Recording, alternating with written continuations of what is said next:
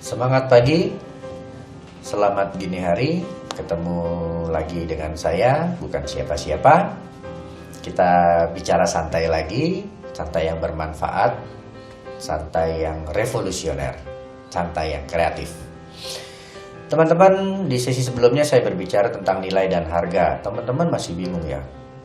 Jul, kok itu lagi diulang, itu lagi diulang? Ya, itulah yang namanya doktrinisasi. Atau suka dikenal dengan bahasa awamnya cuci otak. Memang harus berulang-ulang. Harus berulang-ulang. Karena CD, plate yang sudah ada isinya, ketika kita mau rewrite, kita mau tulis lagi, sebaiknya dihapus dulu. Gitu. Hapus dulu memori yang sudah ada. Gelas yang sudah terisi harus dikosongkan dulu supaya kita bisa isi sesuatu yang ada. Makanya saya terus mengulang-ulang supaya menjadi pemahaman, bukan hanya menjadi pengetahuan. Karena untuk mengetahui itu sangat mudah, cukup dengar dan lihat kita bisa tahu. Tapi untuk memahami kita harus mengulang-ulang. So, tidak bosan-bosannya saya mengulang tentang nilai dan harga. Mari teman-teman semua kita belajar latihan. Latihan dan latihan. Untuk merubah mindset tentang menilai harga atau menghargai nilai. Kalau kita mau maju, kita harus mulai pada konsep yang menghargai sebuah nilai, bukan yang menilai sebuah harga. Segala sesuatu dinilai dengan harga. Kita harus menghargai sesuatu yang bernilai. Contoh, oh berapa nih kalau saya mau menggunakan jasa ini? Oh sekian.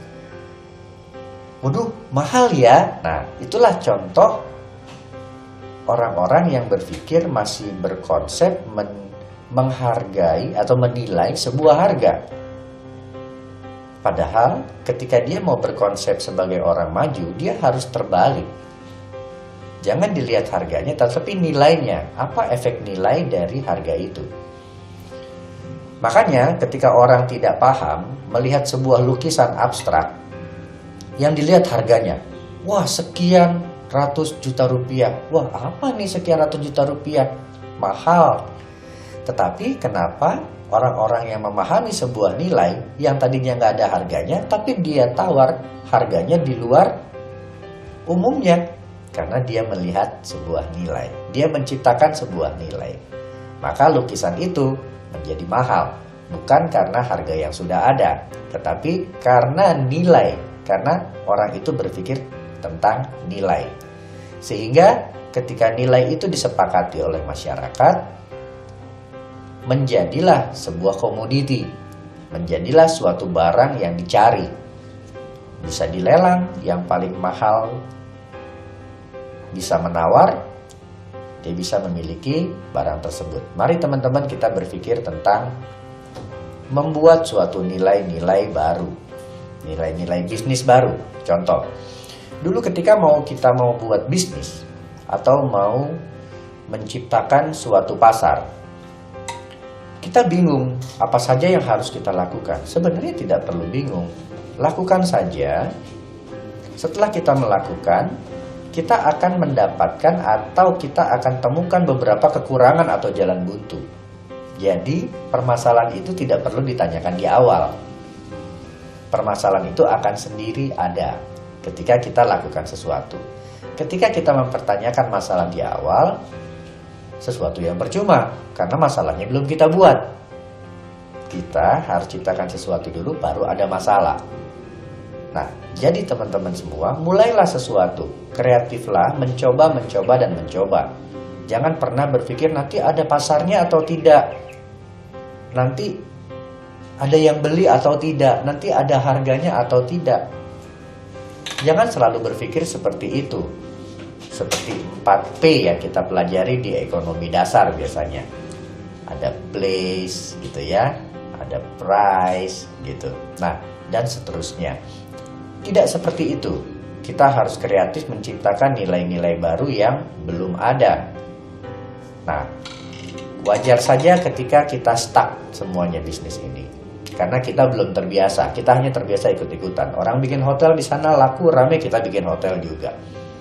Orang bikin villa di sana laku rame, kita bikin hotel juga. Itulah mindset ikut-ikutan. Gitu. Padahal kita harus tahu dia bikin itu di sana, lokasinya bagus. Kita bikin tentunya tidak bisa dan di lokasi yang sama, di spot yang sama, maka nilainya akan berbeda.